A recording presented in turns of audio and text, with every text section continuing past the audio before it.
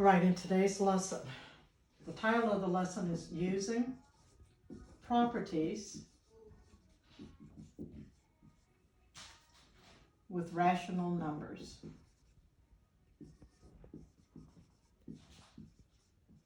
Now, in this particular lesson, I will teach you how to eliminate denominators, how to eliminate decimals to solve equations, and then we'll do a couple of word problems. So let's solve. On example 1, if I had 3/4 x plus 7 is equal to 5/6. Now the first thing I like to do is write an equivalent fraction where there are no denominators, an equivalent equation where there are no denominators. So you look at your two denominators, I have a 4 and a 6. If I find the least common denominator for 4 and 6 and multiply everything up here by that least common denominator, that will eliminate these two denominators.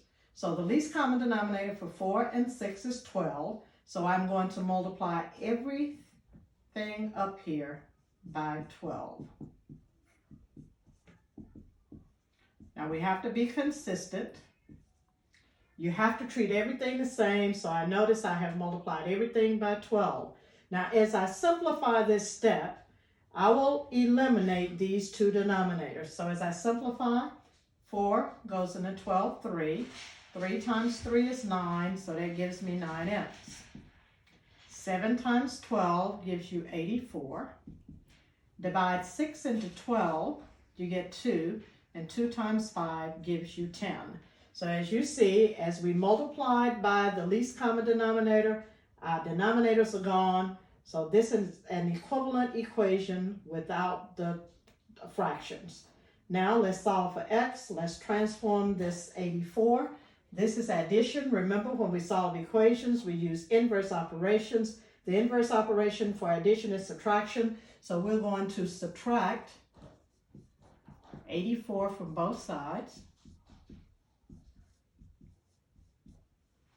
And as we subtract, let's simplify this step. 84 minus 84 gives us 0, so that leaves us with 9x.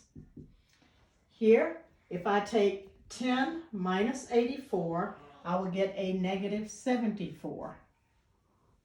Now, if you notice, I have 9x, which indicates multiplication. The inverse operation for multiplication is division, so let's divide both sides by 9. Cancel these 9s out. So x is equal to a negative 74 ninths, or you may divide that 9 into that 74 if you'd like. 9 goes into 74, 8, so that would be a negative 8. Then 8 times 9 is 72, subtract. Answer is a negative 8 and 2 ninths. Example 2.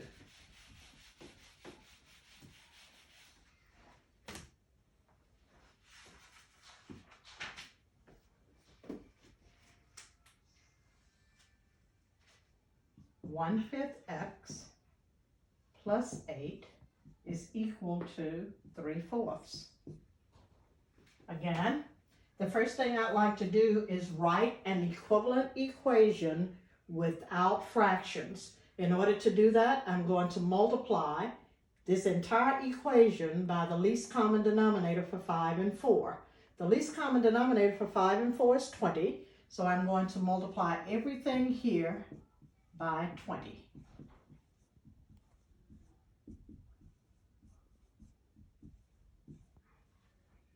As we simplify, using cancellation, 5 goes into 24. 4 times x gives us 4x. 8 times 20 is 160. Divide 4 into 20, 4 goes into 25, and 5 times 3 gives us 15. Okay, let's transform this 160 to the other side. The inverse operation for addition is subtraction, so we'll subtract. That gives us 4x is equal to, as I subtract this, 10 minus 5 gives me 5. Then I'll have 5 minus 1, which gives me 4.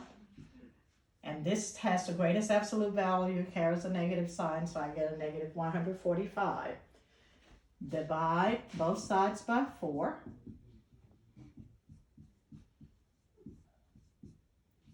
So x is equal to, let's divide 4 into 145. 4 goes into 14 3 times. 3 times 4 gives you 12. Subtract 14 minus 12 gives you 2. 4 times some number will give you 25. That would be 6. 6 times 4 gives you 24. We get a remainder of 1. So we have a negative 36. Take your remainder, put it over your divisor, and 1/4.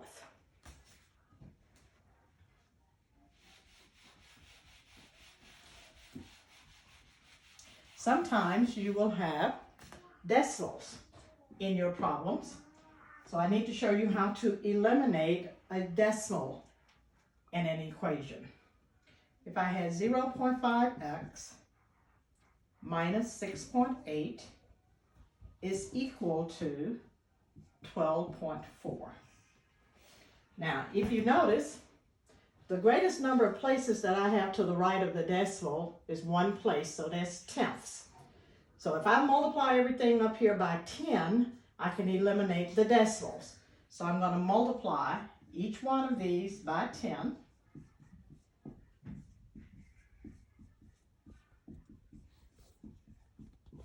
And if you recall, when you multiply by 10, all you have to do is shift your decimal 1 place to the right. So if I shift 1 place to the right, I'll get 5x. Shift 1 place to the right, I get 68. Shift 1 place to the right, I get 124. Now I see subtraction. The inverse operation for subtraction is addition. So I'm going to add that 68 to both sides. As I simplify, that dash makes this 68 negative. Any number plus its opposite is 0, leaving me with 5x. As I add here, 8 plus 4 gives me 12. 6 plus 2 is 8 plus 1 gives me 9. So I get 192. Again, this is multiplication. Inverse operation is division. So we're going to divide both sides by 5. Cancel these 5s out. Let's divide 5 into 192. 5 goes into 19, 3. 3 times 5 is 15. When I subtract, 9 minus 5 gives me 4. Divide 5 into 42, I get 8. 8 times 5 gives me 40. I get a remainder of 2. Your whole number is 38. Your remainder is 2. Put it over your divisor of 5. Your answer is 38 2/5.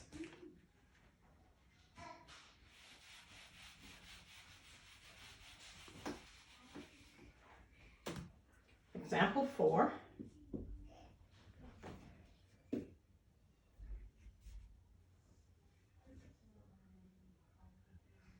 5/8 x minus 10 is equal to 3/4. Want to make sure that we've got this, and then I'll do a word problem. The least common denominator for 8 and 4 is 8, so I'm going to multiply everything up here by the least common denominator, which is 8. Now let's simplify this step. Using cancellation, these 8's cancel, leaving us with 5x. 10 times 8 gives us 80, so that's minus 80.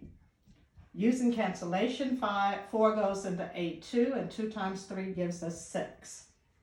The inverse operation for subtraction is addition, so we're going to add that 80 to both sides because equations must balance.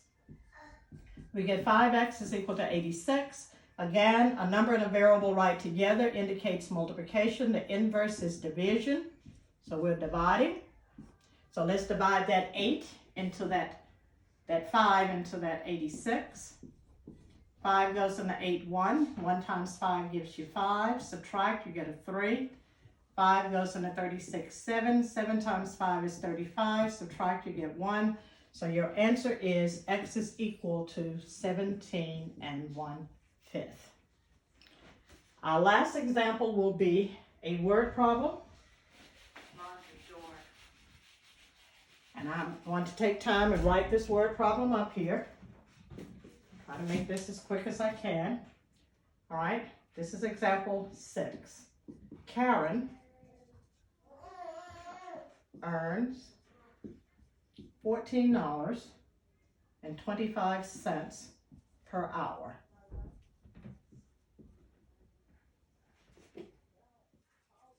And Joan earns $11.75 per hour. They each work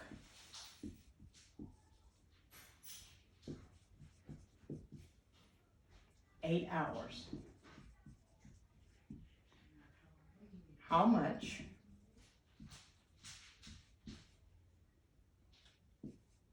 do they each earn?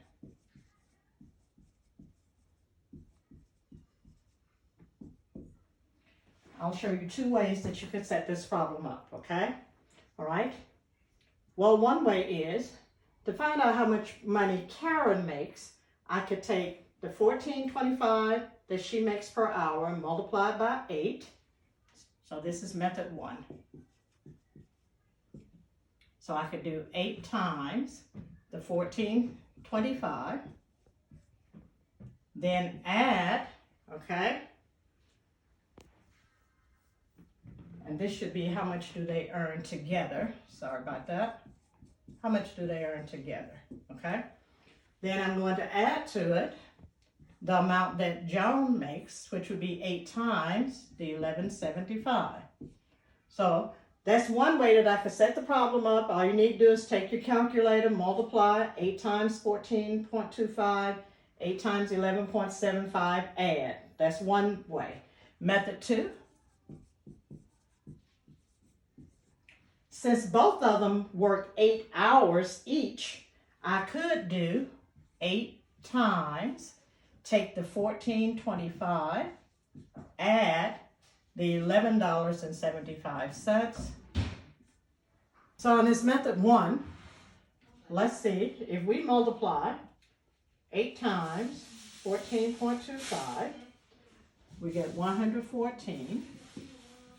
Then let's multiply 8 times 11.75, and that gives us 94.